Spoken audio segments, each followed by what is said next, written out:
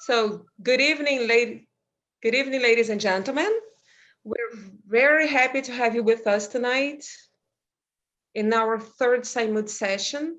Before we begin, I would like you to be aware that this session is being recorded and it will be available on our Facebook page and YouTube channel.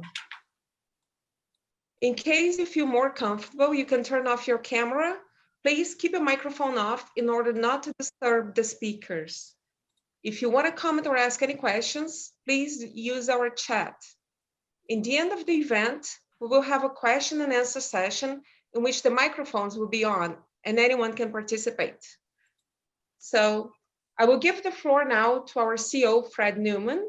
Fred, it's with you now. Hi, everyone. Welcome to PsyMood. It's an honor and privilege to be here. It's not easy to talk about your mental health issues in your first language. So imagine in a second language. And can you imagine if you're able to find a therapist who understands your cultural background and understand you as a unique human being, considering all these aspects? Those combinations are our mission. It all started 25 years ago when I met Rodrigo after we traveled to Australia, but we didn't meet in Australia. We didn't meet in Sydney, we met in Brazil. And we were so terrible at soccer that we were always on the bench of our team. So we became the bench brothers then. And then we decided that we would have a business together. We are friends for over 25 years. So first, we planned to have a kebab food truck. That was our first business idea. But then 25 years later, we moved again to the same city, Toronto. And here we are. And we had the idea of creating a startup to help people solve problems. But Rodrigo's father is a psychiatrist. So we thought, hey, why not expand it and talk about mental health? So why don't we have a business to help people with mental health? So we said, okay, what should we do now? So I'm gonna pass the mic to Rodrigo now, and he's gonna complete our story. All right, guys. Thanks, Fred. Thanks, Marina. Thanks, everyone, for being here. And so, yeah, as Fred and Marina said already, we came up with this idea and business to help people.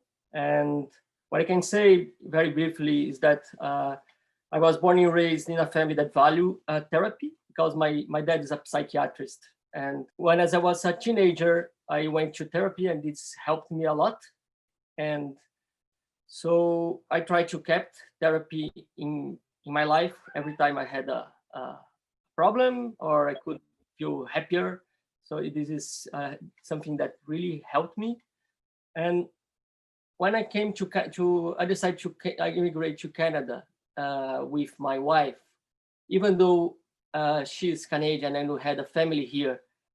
And I came with a job in my field. So I was accepted to do a master's, which I did. So I thought the transition would be very easy, but as an immigrant, it's never easy. So I went to therapy here because I was feeling that out of my comfort zone.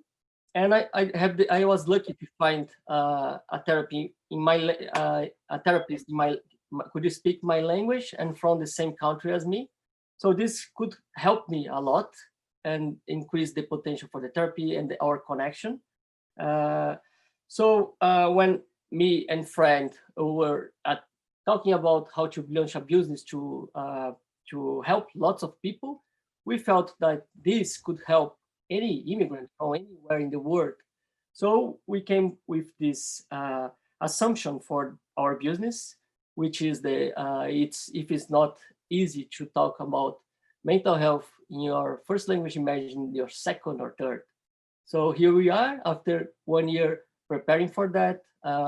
We have been in 3 incubators and accelerators, and we have met lots of great people, and here we are launching it with all of you guys, and we are very happy. May I? Yes. In March of this year, I had the wonderful opportunity of meeting Rod and Fred when they told me about the whole PsyMood project, right? It was in the very beginning.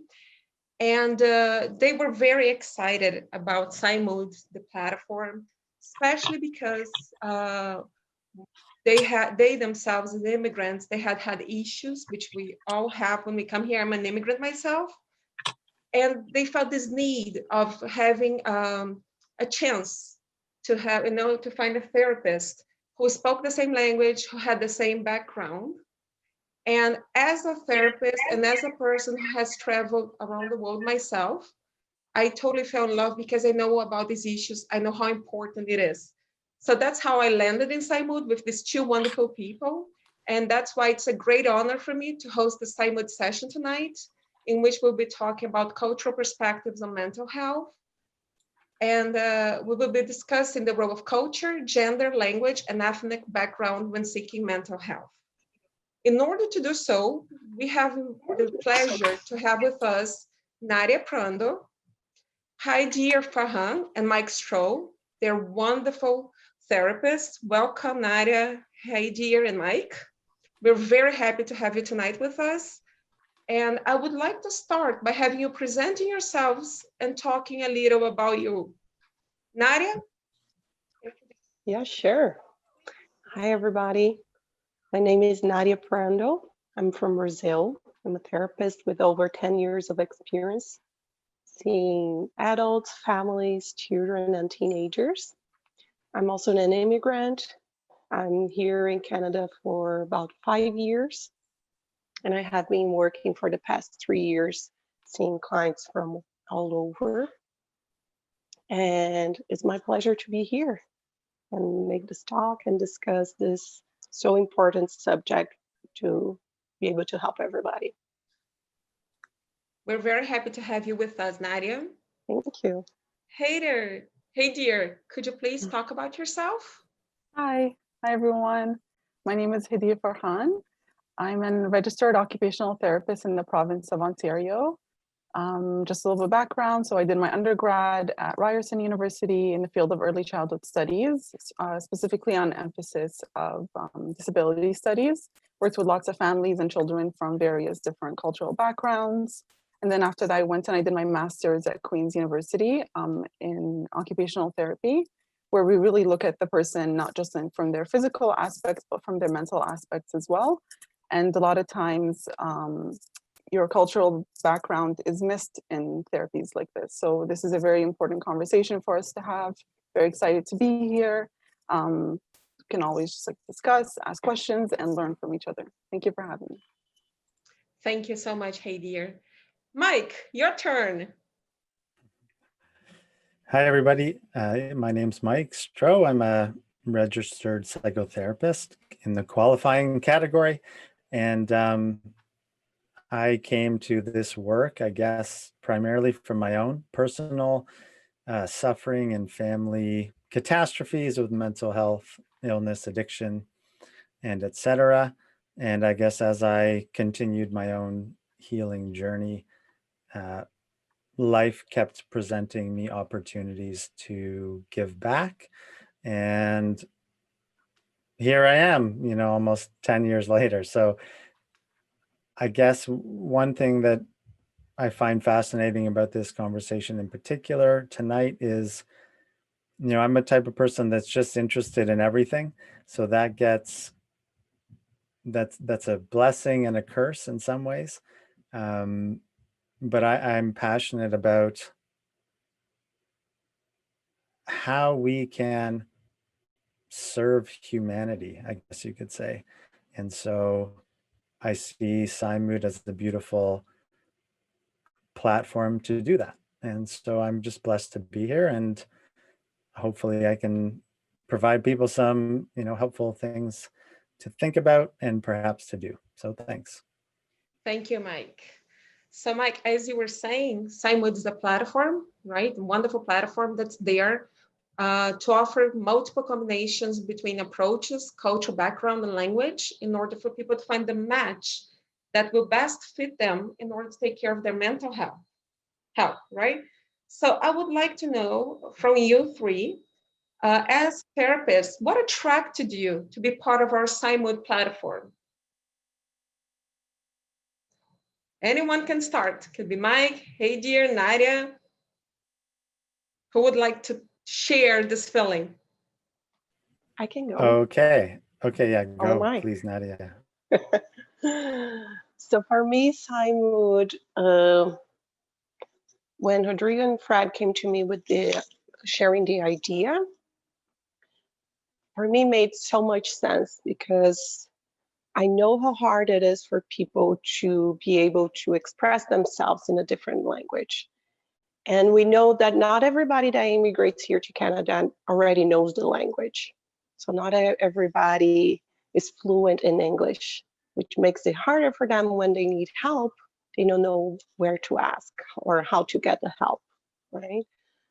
And the idea of being able to match a therapist, a mental health professional, with a client that has the same background, the same language, the same culture makes so much sense because it makes therapy so much easier.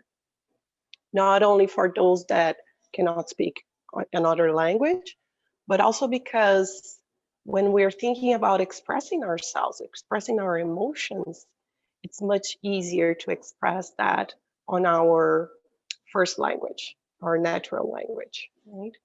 And for most people, that's what happens. They feel it's easier to express on their natural language. And I know many people end up not searching for help, not going to seek therapy because they didn't feel that they would be able to express themselves in another language. So PsyMood is helping us all through that. You don't need to be alone anymore. You don't need to be suffering and being afraid that there's not going to be anybody else to help you. So, and that is beautiful because now we can do the match and we are able to help more people and those that are really struggling, those that don't speak English, those that are really feeling alone, they're suffering with the process of immigrating and adapting themselves here. So it's a beautiful thing, and I'm very glad that I'm part of this. Thank you. Mike. Yeah, I guess what interested me about PsyMood was that it was doing something unique and different that I hadn't necessarily seen before. I think I get in my initial discussions with the PsyMood team, I kind of brought up the fact that, I can speak French and Spanish, but not in a therapeutic context. And that, I'm really an English speaker. I'm, one of my parents is an immigrant.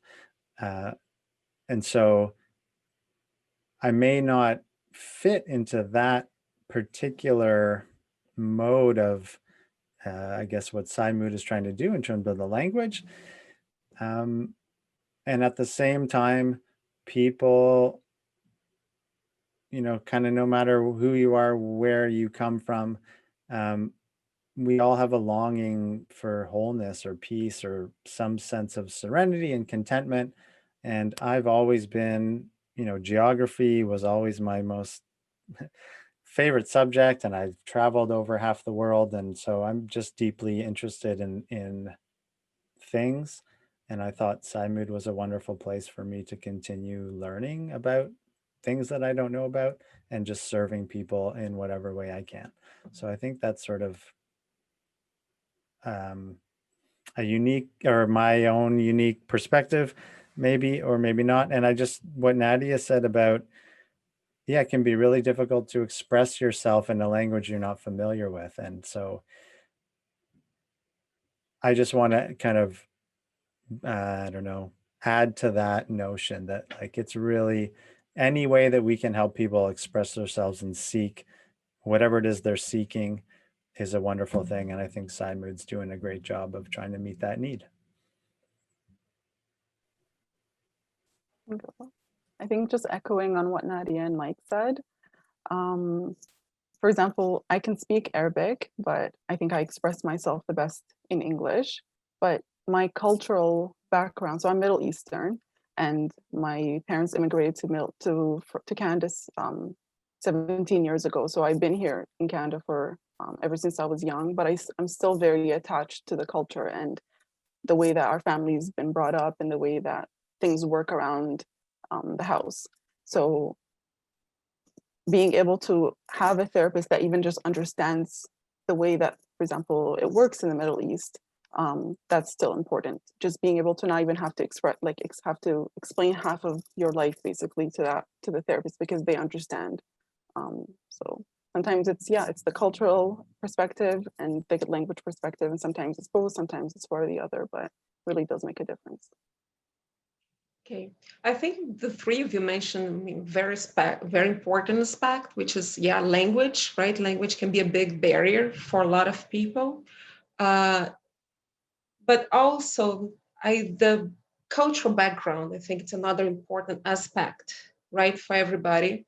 Mental illness stigma often leads to a lot of discrimination. The World Health Organization identified that stigma and discrimination towards mentally ill individuals is actually the most important barrier, right, to overcome in the community and have people go and look for help, right? And the three of you come from very different background, which I find very enriching for the session.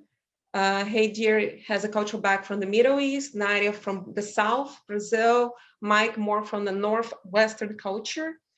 And I would like to hear from the three of you, okay, coming from these different backgrounds. How do you see this stigma in your community, like looking for help? Is it easy? Do people usually look for help? Do people go to therapy? Do people talk about it? I think So you're I going to can need to call us out. Go ahead, Nadia. all right. So I see a lot of difference between Canada and Brazil. So in Brazil, there is still a lot of prejudice. There's still the thinking that therapy is only for crazy people. It's only for people that are on the verge of psychosis. They're very, very damaged people that cannot be in society anymore. So through this belief, people have the tendency of not seeking therapy as a prevention or before they get overwhelmed or through a breakdown. And here in Canada, I saw the complete opposite. I saw an opening for us to be able to talk about mental health, for us to be able to talk about the importance of expressing ourselves, expressing our emotions. And here, it's not seen as someone is damaged, that's why they need to go to therapy, but it's actually seen as something positive.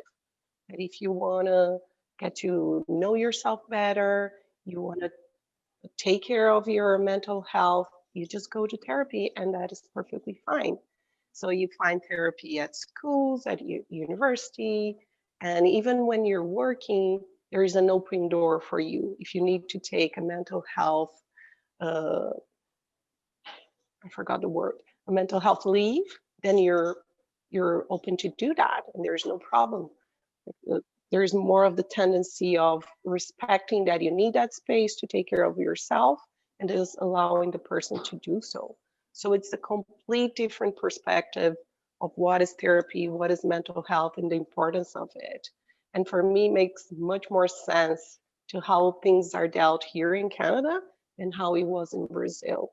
I was it caused me a lot of suffering to see people that really would benefit from therapy, but they wouldn't go because they were ashamed. Oh, what people would think about that. I don't want people to think less of me because I'm going to therapy. And even when I got into university, it was already when I told people, oh, I got into the university, I'm going to start studying psychology, I'm very excited. People would look at me and say, oh, poor you. You're going to be poor for the rest of your life. as if it wasn't a good career, or if it's something like you're gonna just lose your time studying and you're not gonna get anything from it. Why do you do that? Mental health doesn't matter. So it And was, now, yeah, no, and also Nadia, just because I'm from Brazil as well, right? yeah. In Brazil, when we say we're going to study psychology, people say, "Oh, you're going to listen to crazy people," right? So Yeah. there is this Yeah. stigma as well of being a Mhm. therapist in Brazil, in which you're going to listen to crazy people, or you are going to solve your problems, your life problems, Mhm. right? Yeah, exactly. But I myself, I had the same feeling as you, Nadia, when I came here, that here people are more open to therapy. Mike, as a Canadian, how do you see that in our community, in your community, talking about Canadians? uh, well, yeah, I mean, I'll speak from my, I guess, experience. Um, I agree in a sense. I mean, this is more recent. This hasn't always been the case where this sort of explosion of mental health awareness is promoted in some sense. So that's beautiful to see. Um, when I was a teenager 20 years ago, that, certainly was not the case 20 years ago. And even my brother lives with schizophrenia, and even up until today, I mean, certain types of mental health problems are certainly seen differently. And I think I have a mixed opinion on this topic, because I think I have lots of friends from different cultural backgrounds, some who grew up here, some didn't. And everybody says in my culture, mental health, there's stigma against mental health. And like, my parents don't talk about it. Most, I think on the surface, we're invited to talk about it more here. Absolutely. And again, as I said, that's wonderful. But I think inside the hearts and minds of lots of people, there's still kind of a huge barrier to overcome. So I think we're making great progress. And I would also say, I mean, the journey of knowing you have a problem, wanting to get help for the problem, and actually getting help is still quite foreign to people. And so things like this, just the more that we can have these conversations and have them in a way that's constructive or like helpful in a way, as opposed to kind of pointing out what isn't happening, I think is kind of what excites me. And it's sort of nice to be having this chat right now doing that. It's interesting what you said, because I don't know, maybe because me and Nadia, we feel that here in Canada, people are much more open to it. I'm actually surprised about what you've just said, Mike, what you've just shared with us. And I'm very curious to hear what you have to say, hey dear, about this. I think I see both Mike and Nadia's perspective. I might have a little bit of a unique perspective because I came here when I was 7 years old. So, and I have my parents who were immigrants, so they were already well into their 40s when they immigrated. So I feel like it's both. So I feel like, yes, as I went into university and my master's, it's a lot more open when you talk about it. And maybe I feel that way also because the program I was in was like very therapy. So it's a lot more encouraged to talk about it. I think compared to back home, yes, we do talk about it more here in Canada, but it is a work in progress. But I also wanted to like reflect on, I think a lot of times why, so for example, like my parents, when they immigrated here, they were kind of into like the survival mode when they were coming here. It's like, okay, how do we survive? We just came to a new country. We're trying to make ends meet. We're trying to feed this family, trying to raise them. How do we make things work? It's more survival mode. You're not in this mindset to like be getting therapy, even if you might feel it. And I've had conversations with my parents or my aunts and uncles that feel like, yeah, we wish we would have had someone to talk to at that point, but like all we were thinking about was like, how do we make it work here? And then you have the next generation where they're like, okay, so we could start feeling like we can talk about these things, or you start feeling like you're like reflecting a lot more on your of who you are and where you are, maybe because you're not thinking survival all of a sudden. So it's like, it's unique. It just depends on where you are in the process, where you are in the journey, of when you come to a new country. So yeah, no, I see both Nadia and Mike's perspectives. So. Actually, I was thinking about what you were saying, and it's very challenging to move to a new country, right? I mean, there's so many things we have to face. It's exactly what you said. It's a survival mode. We have to adapt, we have to adjust. It's the culture, it's the language, it's getting to know the place, it's making friends, starting from scratch. It's very hard. But then as I was listening to you, and although it makes total sense to me what you're saying, hey dear, that like for the next generation, maybe it's easier to look for help. I was wondering if maybe, although there's all this stigma back from in the Middle East, for example, and in Brazil, and I don't know, Mike, about the people you know, because you know people from different countries, maybe the fact that you move to another country makes you overcome this stigma and makes you look for help. Whereas if you were still in your country, you wouldn't look for help. What's your opinion on this? Are you asking me? I think it's, yeah. No, okay. Mike, No, you go can ahead, talk head here, about head here. No. I think because maybe I'll there's wait. more resources here. I don't know. What do you think, Mike? I think maybe because it feels like there's a little bit more resources. So there, for example, like if you're a student, there's usually places where you can go to seek help, or there's like insurance plans that will cover you, so you can seek help. Like it feels like there's more resources. I don't know. What do you think, Mike? Yeah, I think I think that is true. I also really like what you were saying about your parents and the generational differences between, we just have like we don't have time to think about anything other than taking care of our material needs. And so I do think that's a really accurate description of kind of what's going on. So depending on where you are in the world, or what your family situation is, I think that is hugely influential in people's decisions. And to answer the question about, yeah, whether being in a home country versus here, I think collectively, I'll just add this, I think it might help. We are in the longest process of, I don't know, human existence since the end of World War II, where we haven't been trying to kill each other. Like seriously, you know, like this is a point that's really not discussed very often. So slowly but surely, maybe because these material needs are being met more and quote unquote, we're safer. It's going to emerge differently in different places. I know it's not a direct answer, but I do think that's also part of all of this emergence of talking about these things. And so how do we just help people or encourage people to move in the direction that we all want to move in? And those are the kind of the things that I often think about when having these discussions. And how do we do that? How do we encourage people? How do we support our community? How do we look and say, go, look for help? Yeah.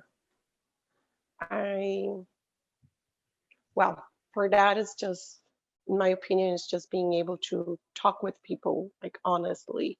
If you notice that there is a friend or a family member that is in need, just offering the possibility, like, don't you think maybe it's time for you to get professional help? Have you ever thought about seeking therapy?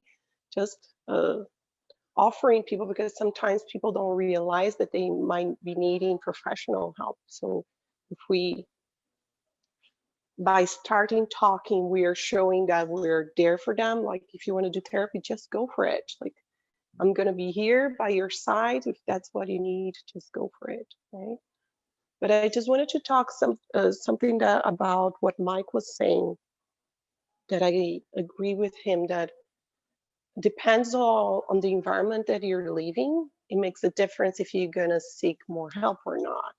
And I was just thinking that immigrants, when they come to a new country and they don't have family or friends, they're in a state with more vulnerabilities where they don't have enough social support.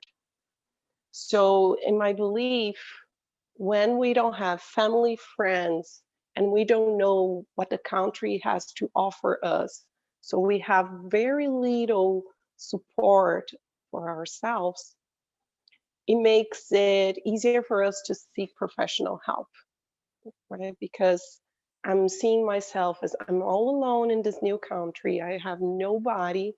So there's no much option for me to ask a friend to help me or ask a family to help me, because the family is not here in the country, so they have no idea what I'm going through, my difficulties on adapting to this new country. So I actually feel like I'm alone and there's nobody to talk with me. Nobody understands what I'm going through here. So it doesn't make sense for me to talk with people that are still in my original country. So coming here makes sense that the person will maybe start thinking about professional help faster than they would be in their country, right? Because usually that's the process we do. We find ourselves struggling or suffering, and most people have the tendency of first asking help for friends or family members, and then the professional people comes at the last of the line. And maybe here, I think it's the opposite. With no family and no friends, we have more the tendency of seeking more professional help. That's for sure. Mike, you mentioned that we haven't had any war, right? I mean, World War recently, so no major event, people are not killing each other around. And there is a question here that Carolyn Van asked, which I find very pertinent to what we've been talking, and which is, we haven't had any world war, but we have had COVID, right? And we have had Black Lives Matter, right? Do you feel, and this is for all of you, I don't know, maybe, do you feel this has impacted your work? Do you feel you have more people searching for help? How is it for you, Hey Dear? I think in my experience at least, I think especially with COVID, a lot of more people are, you're kind of cooped up in your own homes. You're a lot face to face with family. Sometimes you just don't have the outlet. I found that I would just sometimes therapy can just look like you just want to talk to someone, just vent to someone, have someone just kind of even just reflect back your thoughts with them and just make sense of them. I'm not sure a lot about the Black Lives Matter. I don't know how I haven't had clients that way though. So I don't know if someone else maybe can talk about that. Mike or Nadia, have you had any, these two things impacted your work? I think maybe more so impacted the conversations I hear between my peers, maybe, and just trying to make sense. I mean, I think this question in particular is super complicated and not completely in line with what we're discussing, and I don't want to get sidetracked. So just to put that there, but what I think it's an example of is just how fractured our societies are right now, particularly with COVID, and maybe not fractured, but just it's an expression of underlying problems that aren't being addressed.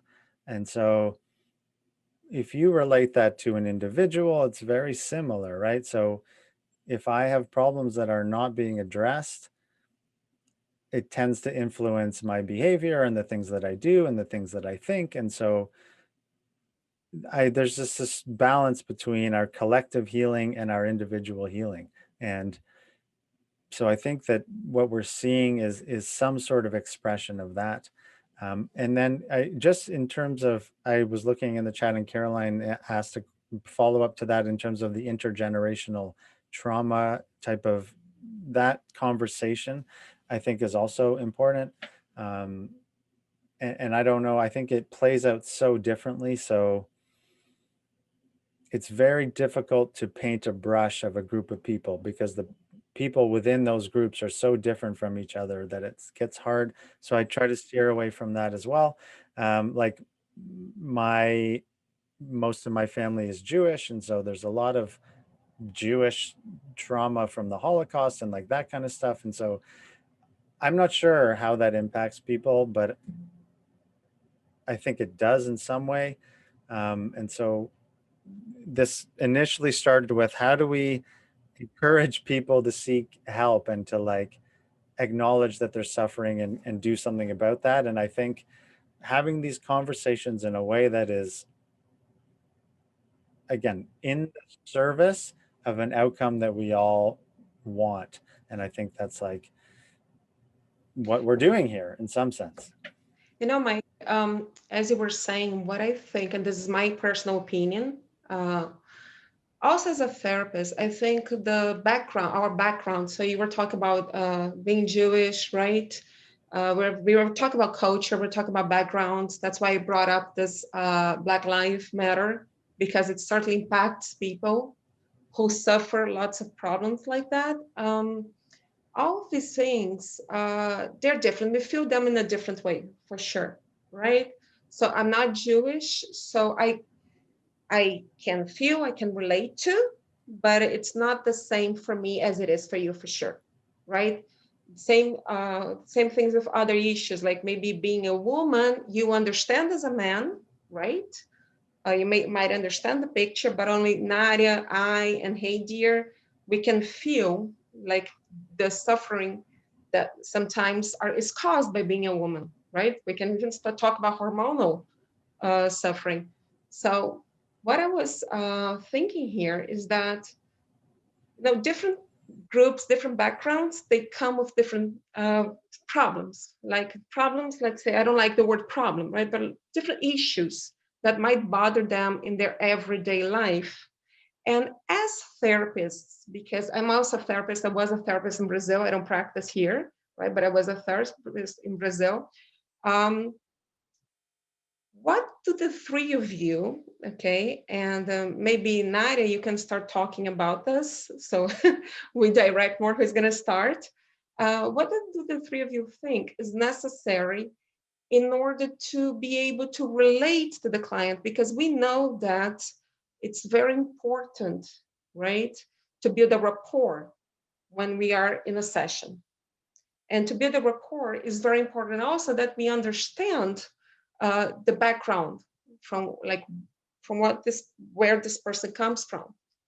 So, and we live in we're in Canada. That's why PsyMood is there. We live in a society with lots of people who come from different cultures, different backgrounds, different religions. So Nadia, starting with you, what do you think is necessary for a therapist to do in order to develop cultural competencies?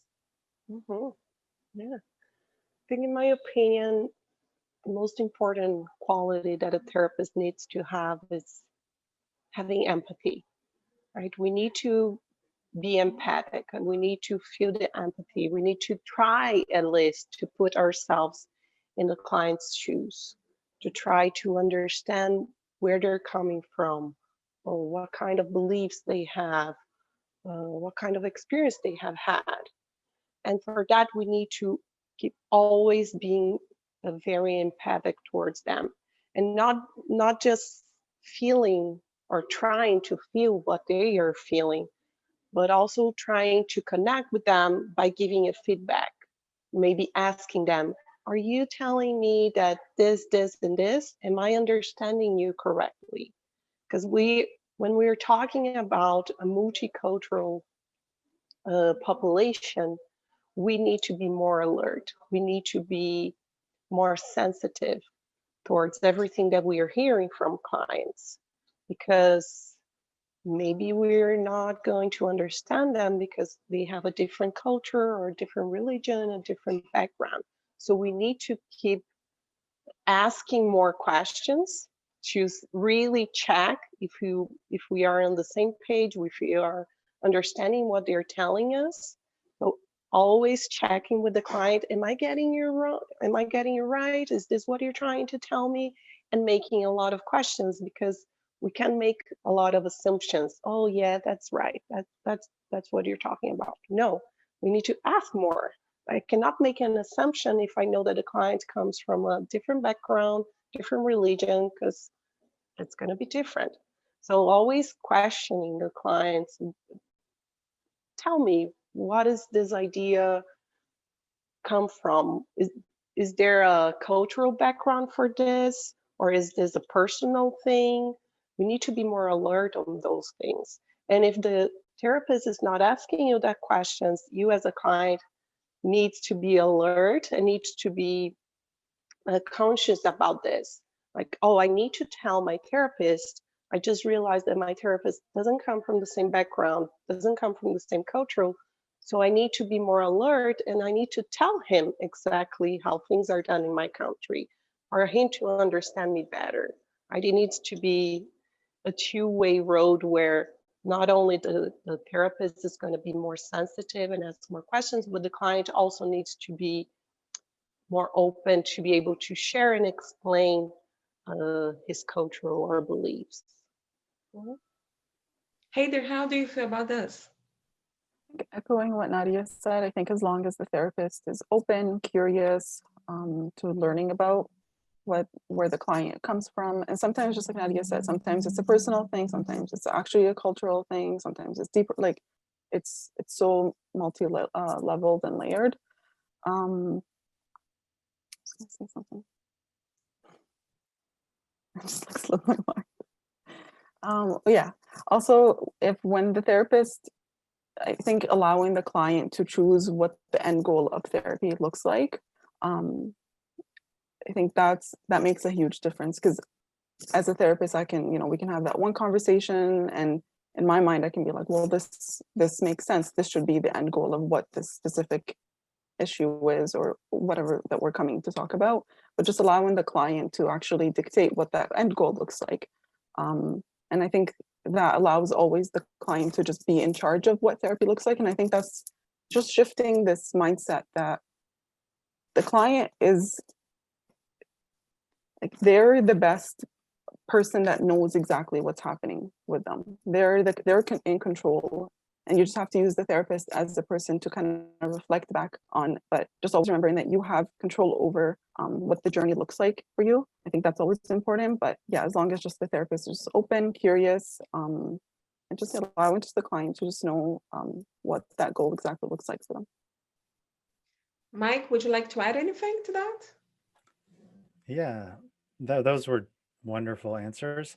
I think the way that I try to meet people where they're at is always through this sort of non-judgmental, curious nature. And I think that comes from my mindfulness practice. So I did write about a lot about this topic in my schooling, and from the research that's out there, mindfulness, from what I found at least, is mindfulness is one of the practicing mindfulness in terms of multicultural competence is the most effective way of being non-judgmental and helpful, and etc. Anyway, I'm sure there's more research out there that I'm not aware of, and etc. But that's what, I guess, how I approach anybody for that matter. And so I totally agree. Asking questions, being curious. I like what Hadir said about the client's the boss. Like, I'm just here as I may have a little more information and I might be a little more experienced with certain things, but I'm really just trying to get to the root of their problem. So if the root is, and for me, it's about the emotions, really. So if they're describing me a situation in their cultural context, my focus or curiosity is really just about how they feel inside and what they want. And so I try not to get focused on the context of the scenario. I try to get focused on what's going on inside them as a human being and try to serve that. And if I do notice myself judging or wondering, or I ask, as I think was mentioned already too. So I'm curious, I do my best to be non-judgmental, and I ask questions. Yeah, that's basically what I mean. I completely agree with all of you. The client is the boss. I think you phrase it very well, Mike. And we do need to pay attention to the client and try to understand where this person comes from, right? In order for us to be able to help and not put our judgments in the way, right? And I have a question here, which goes a little before that step. When you have a client in the office for the first time, imagine you have a client that comes from a culture that has a lot of stigma, right? About being there and asking for, we know this happens. This has happened to me. It's their first time ever doing therapy. And it was an anonymous person who asked. So the question is, okay, with the stigma on different cultures, once the client comes in, how do you explain psychotherapy to them? Take into consideration everything we are saying here, that people come from different backgrounds, different beliefs, different stigmas, okay? How would you explain what a psychotherapy is? And also present therapy as a process and not as a miracle drug. So hard one, or maybe not. Yeah. Nadia? Yeah, and it makes sense because most people have those kind of questions, and a lot of people avoid going to therapy because they are scared of that moment. Like, I don't know what people do in therapy. I don't know how therapy works. I have no idea what I would talk with a therapist about. So it makes sense to answer that question. So I would usually tell a new client that haven't done therapy before, the therapy is basically a space for themselves where they should feel comfortable and safe, and that they don't need to do therapy with the first person they met. It's actually the best if they can try it out, because they need to find a person where they feel safe and where they feel comfortable to share everything that they have. So I allow them to, like, this is your space, this is your room, and we're going to do whatever you need. This is the space that you need to feel comfortable and safe, first of all, to be able to open up. And it's mainly a space where I'm going to be there for you. I'm here for you. Whatever you need, I'm here for you. So you're going to be the boss. You're going to run the therapy.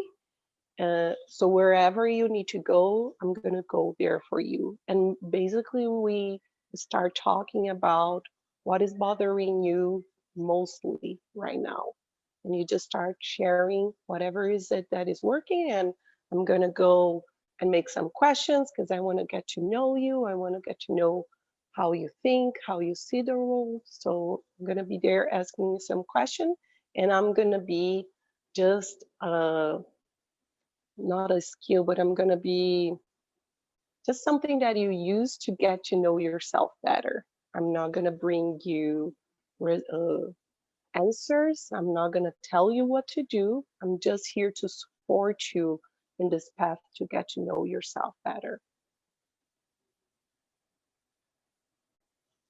There's one thing I like to say myself that I used to say to my patients is that it's like breaking a leg, right? Because when we break a leg, we have to put a cast, right? And we need to use crutches, right? So sometimes what I usually tell my patients is therapy is like the crutches, that will help you until you can walk by yourself again. I don't know if that makes any sense to you, but I usually tell them that, especially because there's also, I don't want to get into this, but there's also this fact that sometimes they have to take medication, right? So I just tell them how important it is. It's not me who's going to make them walk. I'm there just to help them, right? But that's what therapy is for, to help them do it. So that's just a metaphor I like to use. And I think we're talking about stigma. We're talking about the competences we need as therapists, right? To open up, to be able to understand. And there's something we haven't talked. We've talked about immigrants. We've talked about different backgrounds in terms of religion. When you mentioned Jewish people, right? And what other people may suffer. But Mike, looking at you, you're a minority among us. You are the man, the only man here, right? Among us. How is it? I'm very curious about this. How is it for men to look for help in Canada, for example? How does this work? Yeah. These are all such amazing questions. We could talk about them forever. I did my placement at a men's therapy clinic in Toronto. I think, it's like I need an hour to answer these questions, but I think that I'm going to sort of maybe take the more evolutionary, like the thing I spoke about before. For a long time, a man's role in some sense was that stereotypical, like protect the tribe, protect the community, protect the country. So men were sent to war, they were sent to fight, they were sent to those kind of things. And being vulnerable actually in some sense was a sign of weakness, or a sign of maybe if that behavior is shown, it's not good for the safety of everyone else. And again, I'm just hypothesizing, I'm not an expert on this, etc.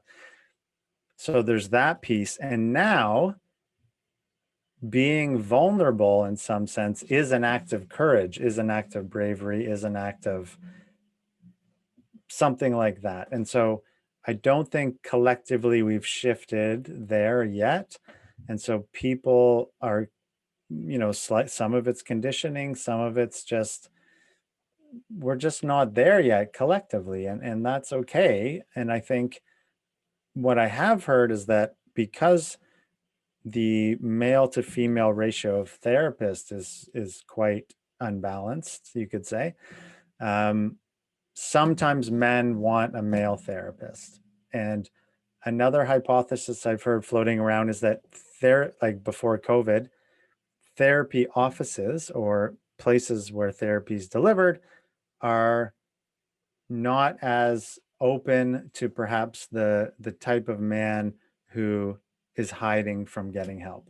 Does that make sense? Right? Like, it's like, anyway, those are my thoughts on that. I'm a feeling emotional kind of person, so it's fitting that I'm here. Like, I'm more in that direction. And that's just me, but I think it's such an amazing topic. I could go on forever, but I'll just stop with that. Thanks.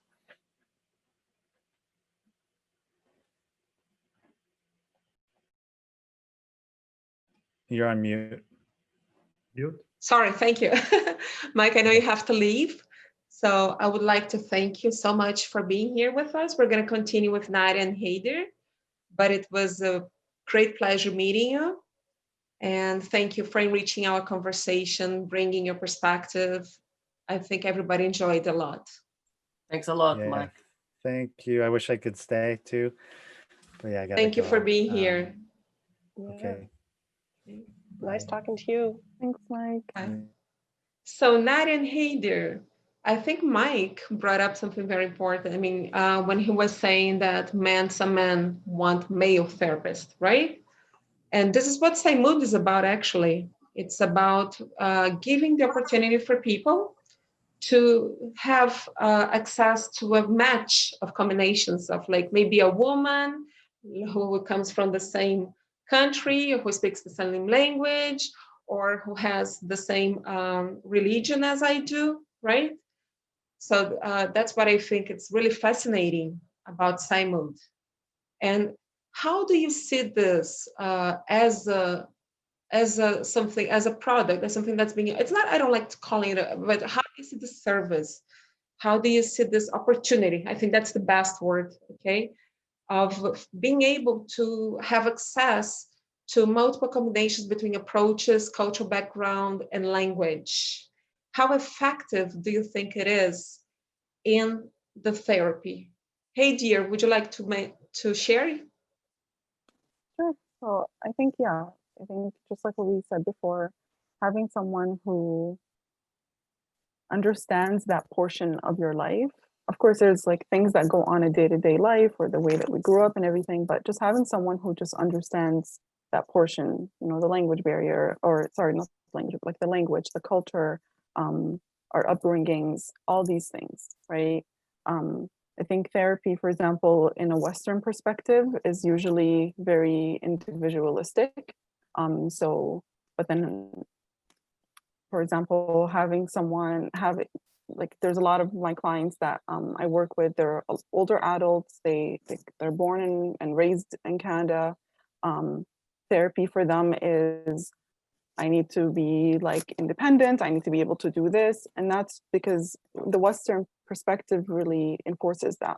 Coming from, for example, a Middle Eastern perspective, we rely a lot on, sorry, I live in a very busy intersection. So coming from a Middle Eastern perspective, we really rely a lot on our community. So maybe the end goal of therapy looks very different. So having a therapist that understands that perspective of what that end goal could look like is really, really important. But yeah, I think what Mike said, the whole women-men ratio, there is actually a lot more women in the field than men are. But. Yeah, definitely. And I agree with Hadir that it makes it easier for clients and for therapists. If we're coming from the same background, the same language, it just make things easier, because there's a lot of things that you don't need to explain, that you know that the therapist is going to understand you when you just say like a saying from your culture. You say, oh yeah, I get it, because I used to hear that as well when I was a kid. So it makes things easier. But I think when we're talking about therapy, the client is always the one that has more needs thinking about this match, right? Because it's usually the client that has some kind of preference. So it's easier for people if they are able to choose their therapist, not because it's just, oh, this is the closest therapist to my house, but being able to choose someone that you think, oh, I feel more comfortable talking with a woman than with a man. Okay, so maybe I'm going to choose a female therapist. Those kind of questions are more important for the client to be able to answer those and to question themselves, right? When I'm going to therapy, what do I need? Most people will ask for people from the same language, from the same background, but there are also people that want to go on the complete opposite. Oh, I don't want anybody from my culture because I don't think people from my culture get me. So I want somebody that is from a different culture, and maybe I'll feel more integrated with that person. So it all depends on the client's needs. For the therapist, we're gonna be able, we have a lot of training, we have a lot of experience, and being in Canada, we see clients from all over the world. So we have a lot of training to be able to treat clients from whatever, right? It doesn't, for us, it doesn't matter a lot. But for the client, I think it's the most important, giving them the opportunity to choose and telling their preference on who they would feel more comfortable sharing. That's wonderful. That it's us opening a door for people that are feeling lost. Oh, I don't have anybody. I don't think that I would ever find the perfect therapist because I want a therapist like this, this, and this. And now PsyMood just opened that door for people to have that opportunity to be able to choose a therapist the way that they want, the way that they dreamed about. And it's very often that we say that for the first session, there's always a client that is going to bring a dream, like, oh, I dreamed with you yesterday because I was trying to imagine how therapy would go. So I already dreamed with you. So the client always has their mindset on what they're looking for. So it's wonderful that they have now a platform that is going to help them with that. Nadia, I think you said it all. I mean, that's it. You know, when we look for therapy, and I know Heidi agrees, because we talked about this before, right? We have our needs, right? We come from our backgrounds. So some of us, it's important, for some of us, it's important that the therapist speaks the same language. For some of us, it's important that the therapist understands our religion. For some of us, it's important that the therapist comes from our country, right? Or knows about our country at least. So the more chances we have to find someone who may have these combinations that may help us and that will improve the rapport in the therapy session, I think the better chances of success we have. And like I said, Nadia, sometimes no, sometimes that's not what I want. Sometimes I want someone from a different culture, someone who will get me, you know, and then there you are in PsyMood, you have access to that, someone who is from a different culture and can understand and can get what you want. So I think what you just said is just perfect. I'm going to close now. I'm going to stop our conversation now. Okay. And I'm going to now open up to see if anybody would like to comment or ask questions. So it's open. If anyone has anything to say, if anyone would like to comment or ask any questions, please feel free to do so.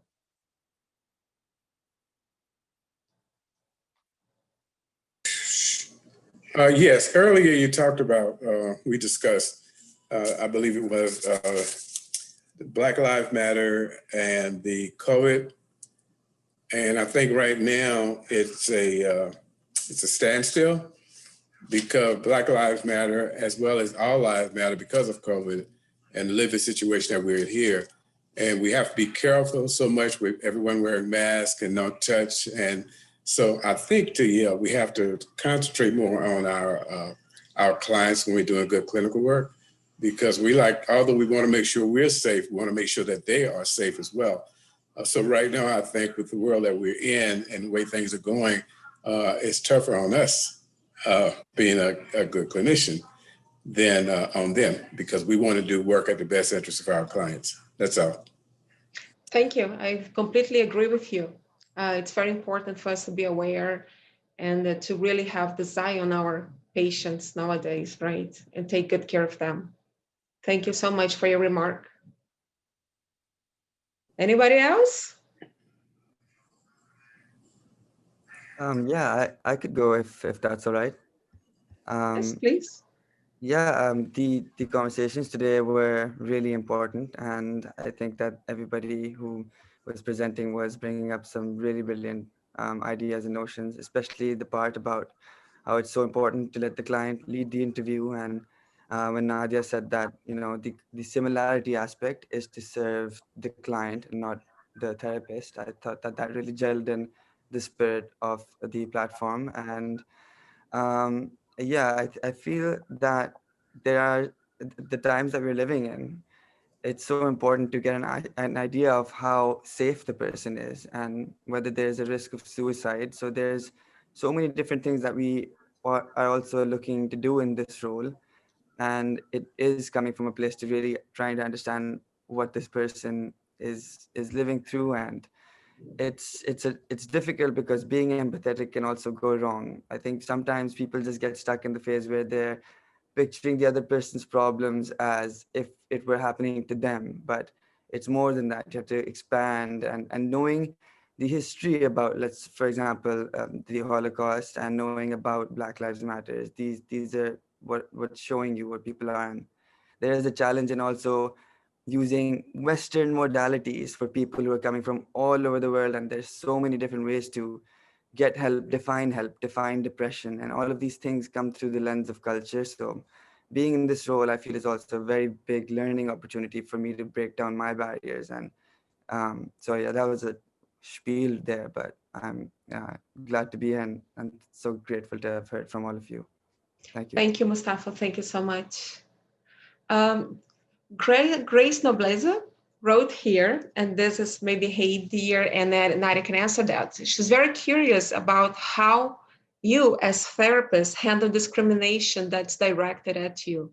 Has this ever happened to you in the office?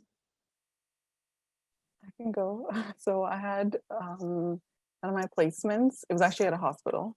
So every time I would walk into this patient's room, the first thing he would ask me is like, where are you from? Like, and I'm just like, this is not about me. This is about you. Like, I think, and I understand, I think just like visibly being Muslim, it's the first thing that the person sees. And a lot of times people are just curious and that's okay. But I think always just like redirecting it that this is about, it's about you. I'm just here for you. This is not about me. And of course, sometimes like you have to build rapport with the client that way, but you also don't want to steer the conversation to just make it about me. But yeah, I think I'm sure they meant well. But I think just always just being able to just remind the client that this is about them, this is their journey, that they're the expert here. But yeah, I don't know, Nadia, do you have experience that way? Yeah. I definitely had the experience of losing clients maybe after the second session. And I haven't had experience of prejudice against me, like people telling in my face. So not that I know, but I definitely had experience of losing clients because they didn't feel comfortable with me. And that is perfectly fine. I tend to help myself to process when clients leave without telling me they just leave, that it's not about, I tend to try to see the pictures as if it's not about me, but it's the experience that I offered that person at that moment. It didn't match with them. It didn't make sense to them. And that is going to happen because I'm not going to be able to make everybody happy and satisfied. And it's part of my process as a therapist to realize that I'm not a Wonder Woman. I don't have huge powers. I'm not going to be able to heal everybody. So it's one of my limitations that I'm going to, of course, everybody that comes into my office, I'm going to open my door and try to help them. But I know that not everybody's going to be satisfied with what I have to offer. And maybe something that I said, maybe the way that I dress, the way that I speak, it can be so many things. And that is okay, because again, is the client is the responsible one for choosing the therapist. I'm not going to choose a client.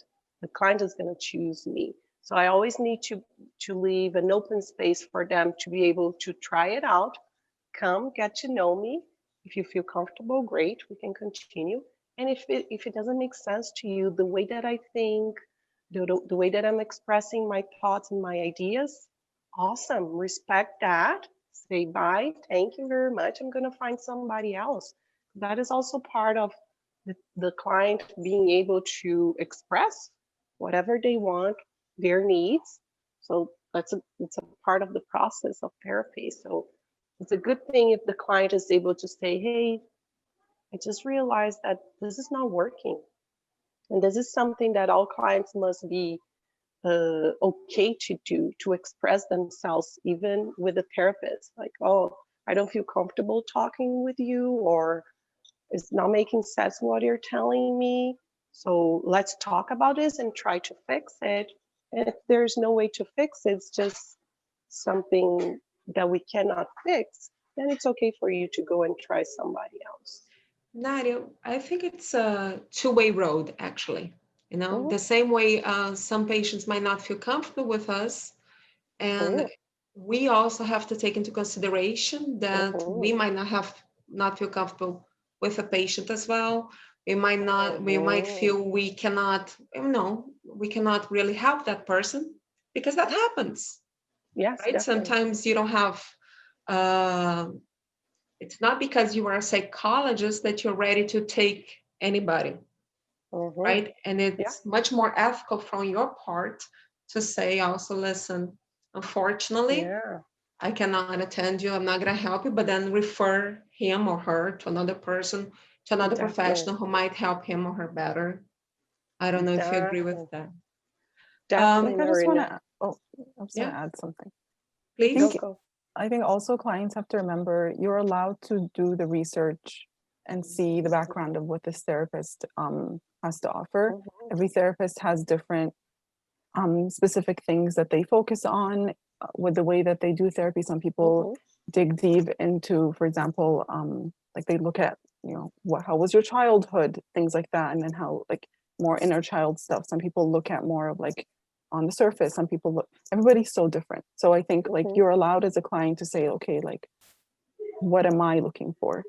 And that really, I think, helps you kind of narrow down what you're looking for. And I think that's the thing, like you just, a lot of times therapists will have like what their background is in, what things that they specialize in. And it really, I think, helps you as a client to like narrow down the path. But yeah, it's just a partnership.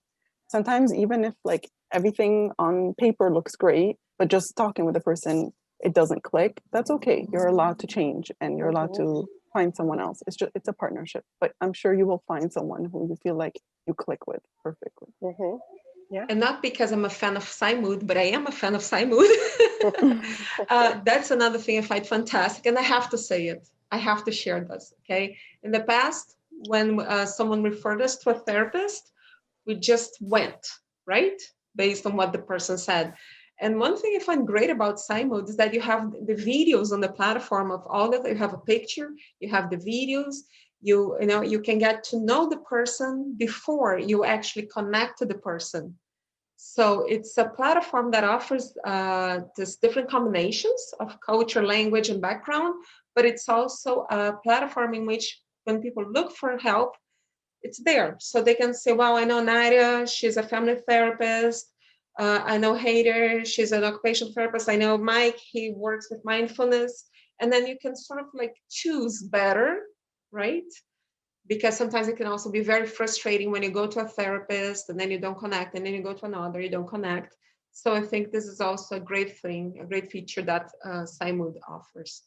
There was something here about the organizational steps. Rabia, I think it was you who asked.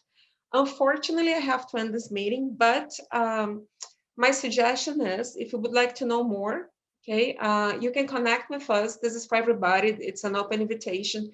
Please sign up in www.psymood.com, and then you can know more about our platform, know more about how everything works, and what who our therapists are, and then we'll get in touch with you.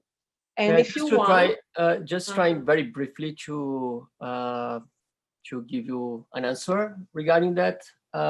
We are what we aim with this platform is exactly that, to match the specialists and the client and the clients. So each client, we know that the specialists have different approaches.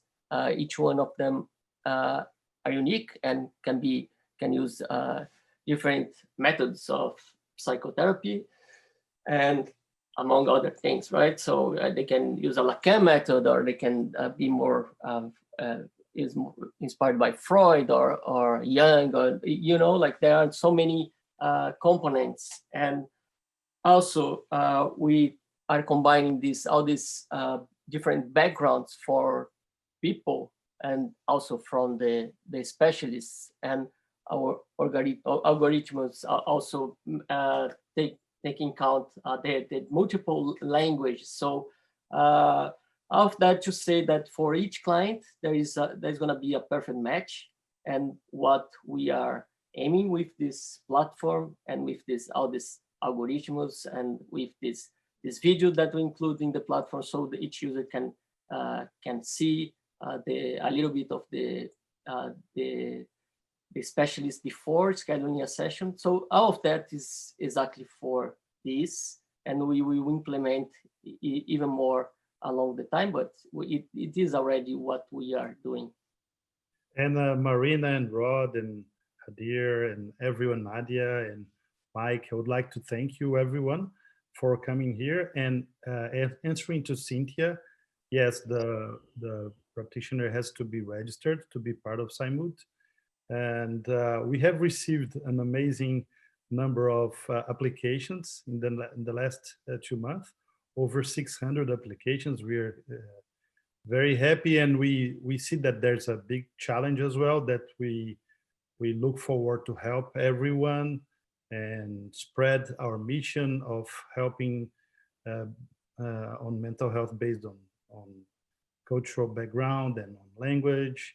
And we're just too grateful for everyone. So I want to thank you everyone for being here, and we look forward to the next steps. Thank you so much, Fred and Rod. If any of you have further questions about the platform, I'm gonna send my email in the chat. You can connect with me, and then I can direct it to Rod or to Fred. I always call him Freud, I don't know why. But to Fred and to Rod, or to anyone. You're laughing, right, Rodrigo? So thanks everybody again for being here. Thank you so much, Hey Dear, for enriching. Thank you, Nadia. It was a great pleasure being with you. And thank you, guys. Thanks everybody for attending the session as well. Thanks everyone. Yeah, Thank it was a pleasure. Thank you, everybody. Thanks, everyone. It was amazing. Welcome to PsyMood. Welcome to PsyMood. Yeah.